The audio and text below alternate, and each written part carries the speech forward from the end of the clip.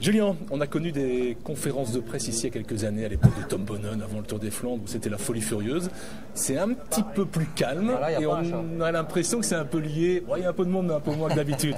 Ne jouons pas sur les mots, mais sans doute un peu lié aussi à votre statut, le statut de l'équipe qui a un peu changé cette année, il faut le reconnaître. Oui, ça c'est une certitude. Je pense que c'est pas une surprise. On n'est certainement pas les favoris au départ du round dimanche et on manque un peu de réussite, voilà, tout simplement. Donc ça ne veut pas dire qu'on baisse les bras ou qu'on perd le moral, mais c'est sûr qu'on avait des attentes un peu plus hautes en termes de résultats sur ces classiques et voilà. Donc on donne le maximum et dimanche c'est une nouvelle chance. Mercredi, vous avez bien travaillé sur la course, beaucoup d'accélération, chercher les petits pourcents. Vous avez encore roulé 2 heures, je pense, après la course. Il fallait ça pour aller vraiment chercher ce qu'on peut encore aller chercher à ce moment-ci de la saison. On va dire qu'en fait, en ce moment, j'essaie de m'adapter du mieux que je peux. J'avais besoin d'une grosse journée de travail. J'étais censé faire cette journée-là sur le 3. Malheureusement, j'étais malade, donc ce jour-là, j'aurais mieux fait de rester au lit. Mais non, j'ai fait ce que j'ai pu pour récupérer de ça. Et j'étais très content de faire la plus belle course possible à Dwarsdorf-Vlaanderen, même si je sentais que j'étais pas au niveau que je voulais et que j'ai quand même pas mal souffert. Mais ouais, j'ai essayé de chercher les derniers petits pourcentages à aller chercher avant Flandre et on ne peut pas changer grand-chose à quelques heures, quelques jours du Tour des Flandres. Donc maintenant, c'est la récupération et faire le maximum, donner ce qu'on a dans les jambes dimanche. Ouais, comment faire, justement si vous êtes encore là dans la roue des 3 autres, là, dans le Paterberg, est-ce que ce sera suffisant? Est-ce qu'il faut déclencher les hostilités plus tôt? Quel est le plan idéal, s'il y en a un? Je pense déjà qu'on n'est pas dans une position où on doit prendre le poids de la course sur nos épaules. Ça, c'est une certitude. Donc j'espère qu'on sera bien représenté dans la course et surtout dans le final. Et après, c'est les jambes. Je veux dire, c'est une course qui demande tellement d'énergie qu'il n'y a pas photo. Les différences se font naturellement et j'espère être là dans le final. Après, bien sûr, on connaît les coureurs qui sont en très grande forme en ce moment et voilà, il faudra tout donner. Donc, je ne m'inquiète pas, je vais faire juste la plus belle course possible et je sais que je vais tout donner pour ne pas avoir de regrets dimanche. Donc, qu'importe les coureurs devant. Petite question plus perso. Il y a 2 ans, on parlait des 3 fantastiques, Van der Poel, Van Aert, Alaphilippe. Aujourd'hui, on parle des 3 fantastiques, Van der Poel, Van Aert, Pogačar. Ça vous fait bizarre, ça vous attriste de ne plus faire partie de ce trio? Vous rêvez à faire un quatuor fantastique? Non, c'est comme ça. Ça représente bien comment ça va dans le vélo et dans la vie en général. Ça va, ça vient. C'est 3 maintenant, ça sera 3 nouveaux l'année prochaine. Et puis voilà. Ça me fait pas grand chose. Je sais que j'avais un niveau peut-être un peu mieux il y a 2 ans. Mais les années se suivent et elles se ressemblent pas. C'est pas qu'un dicton, c'est vrai. Et on a beau faire le maximum, et parfois ça marche pas. Et ça veut pas dire que je suis à la rue non plus. Donc je vais pas baisser les bras comme ça. Vous voulez retrouver votre place dans ce trio, en faire un quatuor, enfin retrouver votre place au sommet tout simplement. C'est votre place. Je fais du mieux que je peux en fait. Je donne tout. Je sais que j'ai fait un bon reset cet hiver pour recommencer cette saison du bon pied entre guillemets et oui, ça prend un peu de temps. Il faut assimiler les charges d'entraînement que j'ai pas pu faire l'année dernière ou pas correctement pendant quasiment toute la saison et que voilà, je retrouve des bonnes habitudes maintenant. Et maintenant, il faut que le travail paye et il faut être patient. L'hiver, c'est ce qu'on peut lire un peu partout, a été peut-être un peu tendu, les relations, du moins les commentaires aussi dans la presse des dirigeants de l'équipe et notamment de Patrick Lefevreux. Qu'en est-il aujourd'hui? C'est ça qui nous intéresse. Et qu'en est-il de l'avenir, sachant qu'il vous reste 1 an et demi de contrat?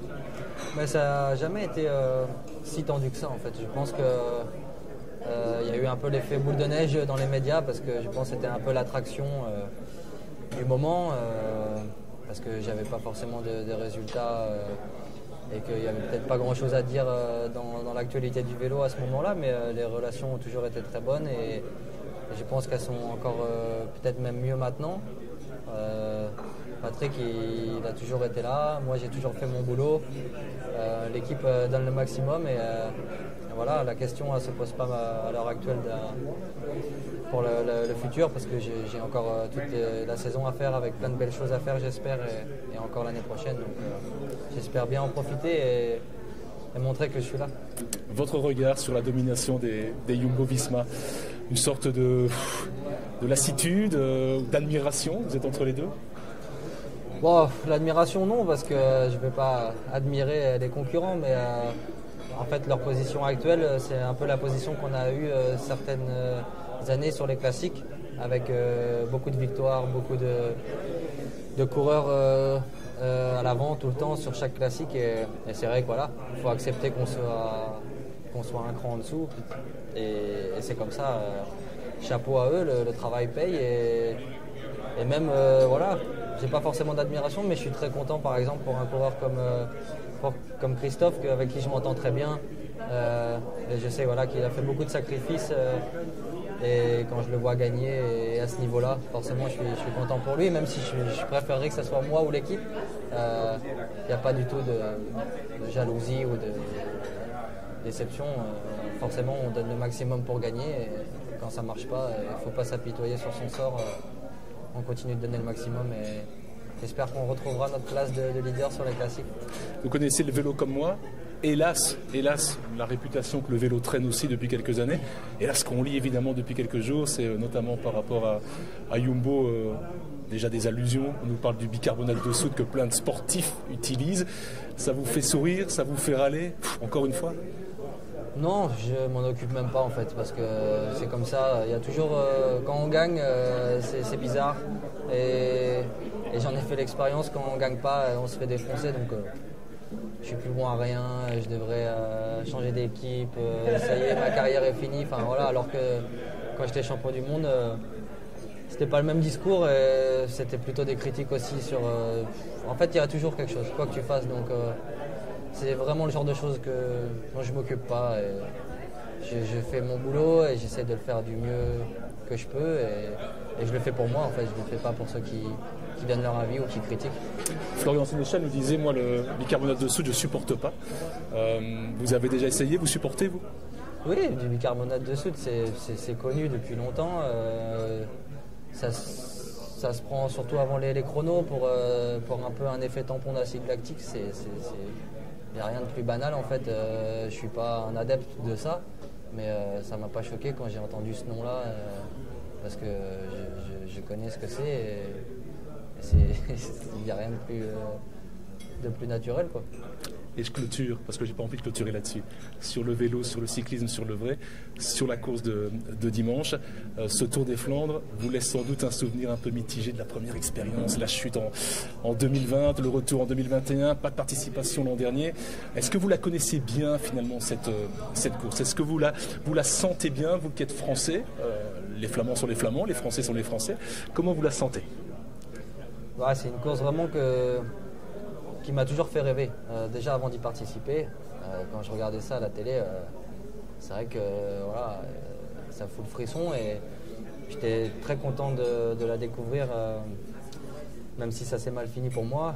J'ai jamais trop cogité avec ça ou essayé de prendre une revanche sur ça. J'ai donné le maximum, j'étais très content de donner un coup de main à Casper quand il a gagné. Ça reste un souvenir incroyable, super. Et bien sûr, c'est une course particulière pour les coureurs en général, mais aussi pour nous, pour l'équipe et pour moi. Donc j'ai envie de donner le maximum. C'est une course qui se respecte, c'est un monument. Il y a une histoire derrière cette course et c'est dur. C'est dur d'y performer, encore plus dur d'aller la gagner. Donc je vais donner le maximum.